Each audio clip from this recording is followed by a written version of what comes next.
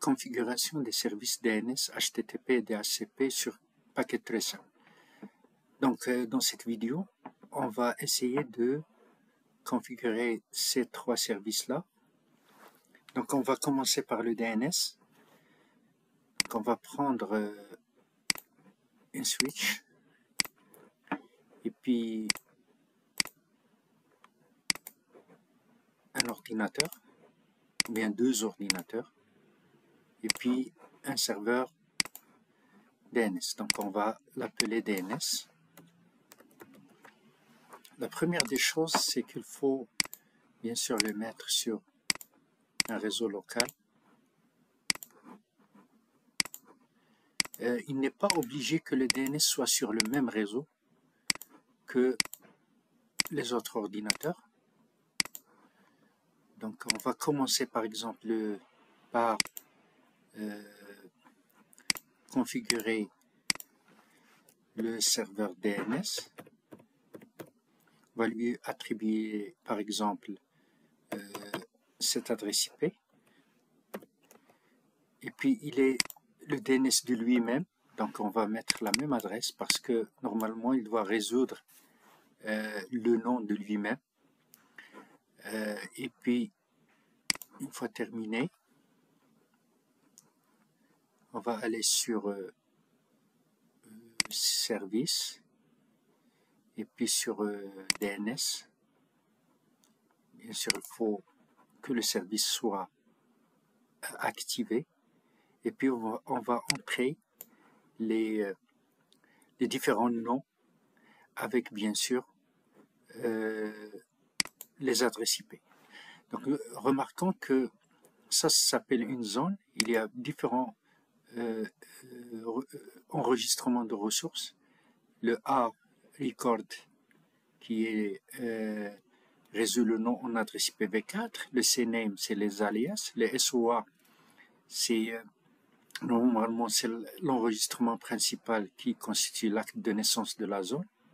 Et puis c'est le NS record qui désigne le DNS. Donc on va commencer par exemple pour dire que voilà, je suis dans la compagnie par exemple ABC, donc il s'appelle dns.abc.com.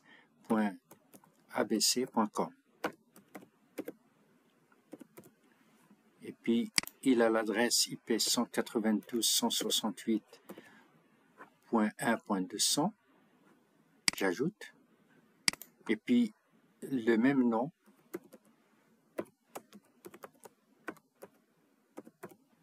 Il a le NS record parce que c'est lui le DNS. Donc il pointe sur dns.abc.com. J'ajoute. Et puis je vais ajouter au fur et à mesure des autres ordinateurs. Par exemple celui-là. Quand je clique, je dois lui attribuer une adresse IP. Par exemple celui-là c'est 1. Et son DNS principal c'est celui-là, préféré. Et l'autre, on va dire que c'est 2. Et son DNS, c'est l'adresse IP de celui-là. Il faut donner ici l'adresse IP du serveur DNS. N'oublions pas que celui-là, le premier ici, PC1, si on voit le nom, par exemple, la configuration, il s'appelle PC1. Et celui-là, il s'appelle laptop 0, on va l'appeler par exemple PC2. Ouais. Voilà. Et puis, revenons à notre zone. On va dire que pc1.abc.com, c'est le A record, c'est le 1. Et bien sûr, je pourrais utiliser la même notation de ici et de ici. Je ne vais pas mettre save, mais je vais mettre add. Et comme ça, tous les ordinateurs sont dans la zone DNS. Donc si je viens ici, je lance mon invite de commande et je vais faire ici, écrire NSLOOKUP par exemple, pc1.abc.com. Je vois ici que le serveur ayant résolu l'adresse ou bien ce fully qualified domain name, c'est celui-là. Et puis il est bien sûr, il me dit que PC1, voilà son adresse IP. Donc il a pu résoudre le nom. La même chose ici, si je reviens ici, je vais mettre la même chose que DNS. Il va résoudre lui-même et il va me dire que dns.abc.com, c'est cette adresse-là. Donc, c'est tout ce qu'il y a pour le DNS. On va voir maintenant un autre service qui est le HTTP. Donc, on va prendre un autre serveur, on va le mettre en place et on va le brancher au réseau. On va lui attribuer une adresse IP qui est par exemple 100 et son DNS c'est 200. Donc comment il s'appelle normalement? Il s'appelle voilà config. Il s'appelle serveur 3. Je peux l'appeler par exemple serveur HTTP ou bien web. Donc c'est ça. Son adresse IP c'est 192.168.1.200. Donc je pourrais par exemple aller ici sur cet ordinateur-là ou n'importe quel autre ordinateur dans le desktop. Je pourrais lancer ça et mettre l'adresse IP directement .100. Vous voyez que ça m'a affiché normalement la page web par défaut, mais de toute façon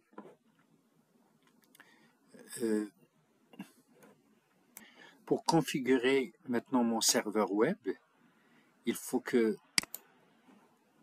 je lance par exemple la page de configuration. Il faut aller dans Service, aller sur le HTTP. Il faut que le HTTP soit opérationnel. Et je ne vais pas utiliser HTTPS. Ce que je vais faire, je vais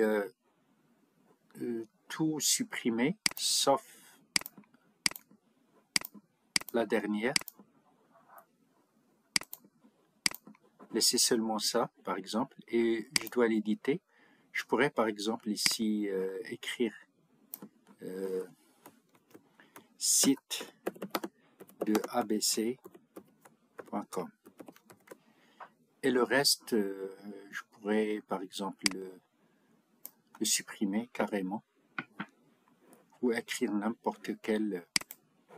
Donc, je sauvegarde, puis yes. Depuis n'importe quel ordinateur maintenant du réseau, si je lance ici 100, go, je vais voir ici la page web. Mais normalement, c'est pas tout le monde qui va retenir cette adresse-là. Il faut vraiment que j'utilise par exemple www.abc.com pour avoir ce site-là. Donc si je mets www.abc.com, go, ça marche pas puisque dans le DNS il faut le mentionner. Donc il faut venir ici et lui dire que voilà comment il s'appelle celui-là, serveur web, c'est ça.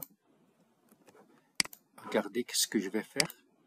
Donc serveur web, il a pour adresse 192.168.1.100. Je l'ajoute. Je vais lui dire ici, prends un CNAME qui est www et .abc.com et ça va être comme serveur web.abc.com, c'est-à-dire il va pointer sur ce hostname. Donc j'ajoute et puis je reviens ici. Si maintenant je vais faire go, donc il faut venir sur le DNS et ajouter par exemple serveur web.abc.com comme un enregistrement de ressources de type A et qui a l'adresse IP 192.168.1.100. Add. Et puis ajouter ici un CNAME, c'est un alias qui pointe vers, c'est-à-dire www.abc.com, qui pointe vers serveur web.abc.com. Add. Maintenant, si je reviens ici, et je vais mettre ici www.abc.com, go, ça marche. Si j'écris ici serveur web.abc.com, ça marche. Donc, on a pu savoir que la résolution de nom est effectuée à partir du serveur DNS. Okay. Maintenant, on va configurer dans notre topologie un serveur DHCP. C'est quoi un serveur DHCP? C'est un serveur qui va fournir des adresses IP à nos ordinateurs. Supposons qu'on a des centaines d'ordinateurs ici. C'est pas possible d'aller sur chaque ordinateur et configurer des adressages IP comme ça. Donc, ce qu'on va faire, on va ajouter par exemple quelques autres ordinateurs et puis on va dire que voilà, ça constitue vraiment un nombre important d'ordinateurs qui sont branchés ici. OK? Et on va mettre en place un serveur DHCP. On va l'appeler serveur DHCP. Et puis, on va le brancher à notre réseau. Et puis, on va le configurer. Aller dans Service, dans configuration, interface, ou bien aller dans Desktop et puis Config. Et ici, 192.168.1. Par exemple 250. Est-ce qu'il est important de mettre un serveur DNS ici? Si on veut résoudre le nom du DHCP, ou bien lui, il veut résoudre le nom, oui. Mais c'est pas obligatoire, mais on peut le mettre si on veut. OK. Maintenant que c'est déjà fait, donc il est connecté maintenant logiquement au réseau. On va aller sur Service, DHCP ici. On va dire à ce serveur DHCP d'être par exemple actif et que le pool d'adresses qu'il va distribuer aux clients seront par exemple, s'il y a un gateway par défaut, une passerelle par défaut à distribuer aux clients, on va le mettre. Sinon, on peut se contenter par exemple de distribuer le serveur 1.200 qui est le DNS, celui-là. Et puis, on va lui dire que, voilà, tu vas commencer, par exemple, à distribuer à partir d'une adresse, par exemple, ici, à partir de 150. OK? Donc, et on va, bien sûr, sauvegarder notre serveur, notre configuration de pool d'adresses. Et tous les services, ou bien toutes les machines qui sont ici, on va les configurer d'une façon dynamique. DHCP, regardez. il a pris 150 et l'autre desktop, il a pris 151. Celui-là qui a été statique, on va lui donner une adresse dynamique, 152. Vous regardez, il a pris même l'adresse IP du DNS. Okay? Et puis, la même chose pour le laptop. Il va prendre 153. Et pour cela, donc n'importe quel ordinateur ici, il peut aller par exemple faire www.abc.com sans problème. Il va avoir le site. Pour ce qui est maintenant de la configuration de la passerelle ici, dans DHCP, cette passerelle-là, on l'utilise lorsque notre réseau veut sortir sur un autre réseau. On va faire cet exercice-là tout de suite. Donc, on va prendre par exemple un routeur. Et ce routeur-là, il a, vous voyez que on va voir qu'il a deux interfaces. Il n'est pas démarré encore. Mais c'est pas grave. Donc, on va faire comme ça. Par exemple,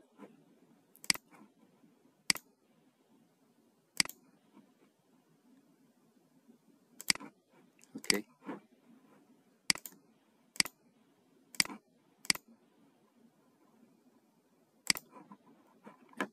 On va prendre une interface et puis un autre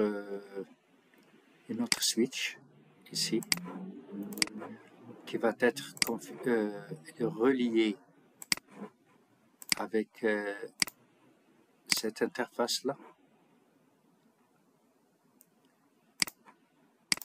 On va mettre seulement un ordinateur ici et qui va être joint avec celui-là. Ok. Pour ce qui est du routeur, on va configurer la première interface qui est celle-là. Normalement, c'est cette interface-là, 00. Donc, on va la configurer de la façon suivante. Il faut que ça soit sur le même réseau, celui-là. Donc, on va prendre, par exemple, 254 sur ce réseau-là. Et puis, Subnet, c'est toujours ça. Et pour le deuxième, on va prendre un réseau, par exemple ici, 10.0.0.1/8. 0/8. Ça, c'est le réseau. Donc, je vais prendre cet ordinateur-là, ayant cette adresse, 10.0.0.1, c'est un /8. Sa gateway, je vais prendre celle-là, qui va être 10.0.0.254, je vais la configurer. Le DNS, je pourrais mettre ce DNS-là, il n'y a pas de problème que le DNS ne soit pas sur le même réseau. 192.168.1.200.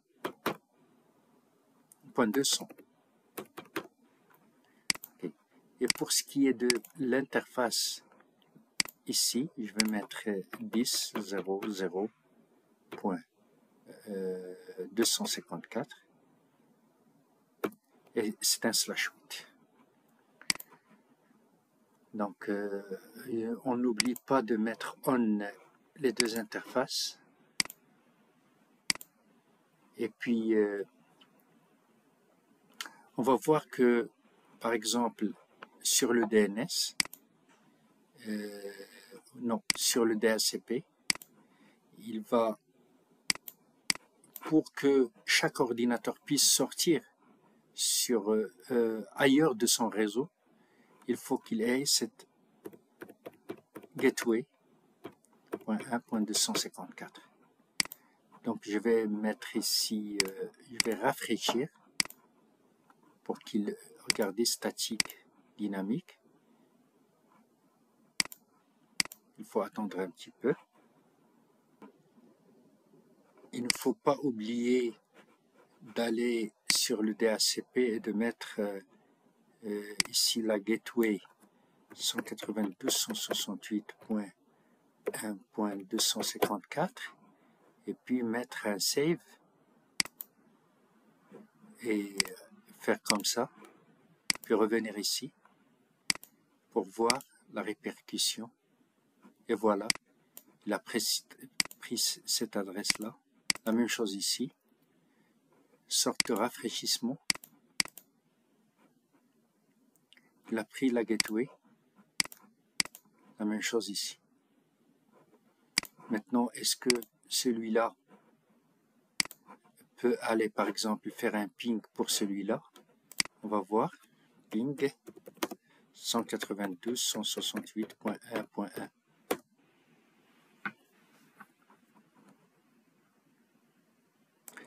Maintenant, on va tester à partir d'une machine, par exemple celle-là, qui a reçu une adresse IP, une configuration IP d'une manière dynamique d'un serveur DHCP. On va tester est-ce qu'il peut aller et sortir au-delà de son réseau. Par exemple, je vais faire un ping de 10, 0, 0 et 1. Normalement, c'est cette machine-là. Donc, on va voir, ça marche. De la même façon, à partir d'ici, je pourrais aller faire un ping 10, 0, 0 et 1. Ça marche.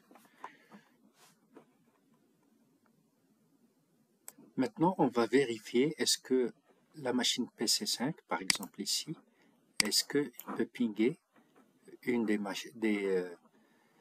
laptops ou bien des PC ayant reçu une adresse IP d'une manière dynamique, par exemple 153 ici, ça marche.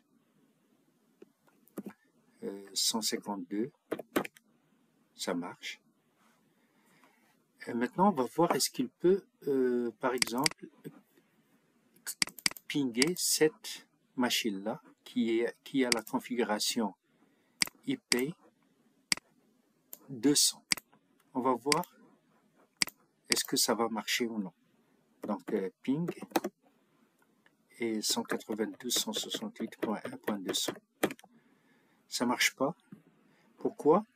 Tout simplement parce que cet ordinateur-là, cette machine a reçu, on lui a configuré son adresse IP d'une manière dynamique, statique, et puis qu'on n'a pas pu, par exemple, mettre ici l'adresse du gateway. Il faut mettre ici, obligatoire l'adresse du gateway, c'est-à-dire 192.168.1.254. Cette adresse-là, une fois qu'il est renseigné, on pourrait par exemple faire, et voilà, ça marche.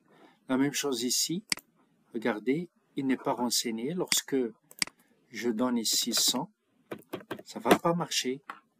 Mais lorsque je vais mettre l'adresse, la gateway, ici, ça va marcher. Et voilà.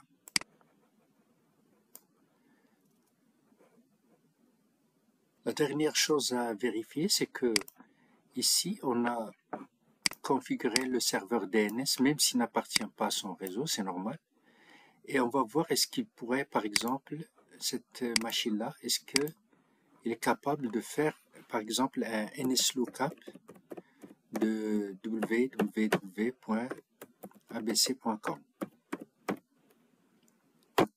Oui, il a pu faire ça, il a pu résoudre le nom. Voilà l'adresse IP.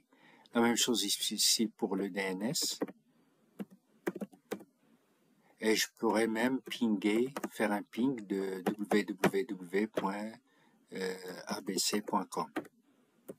en utilisant la résolution de Fully Qualified Domain Name. C'est tout ce qu'il y a pour cette vidéo et rendez-vous à la vidéo prochaine.